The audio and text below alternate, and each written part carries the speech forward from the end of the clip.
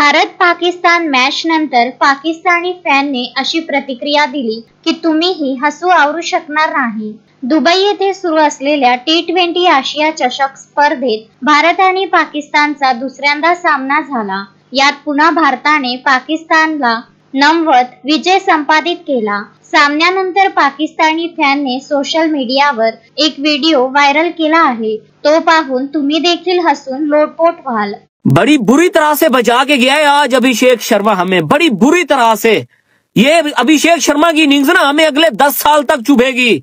क्यों चुभेगी? क्योंकि वो बंदा भाई हमें बोल बोल के मार रहा था, बाउंड्री मारने के बाद इशारे कर रहा था जाके बाल लेके आओ। और वो क्या कर रहे भाई, क्या करता और हमारे साथ क्या करता मुझे बताओ। 34 गेंदों के अंदर, कोई 34 या 38 ऐसे गेंदों के अंदर 75 रन ठोक दिए बंदे ने। मैंने मैच बंद करके देखा ही नहीं जा रहा था भाई, वो बंदा जिस हिसाब से मार रहा था।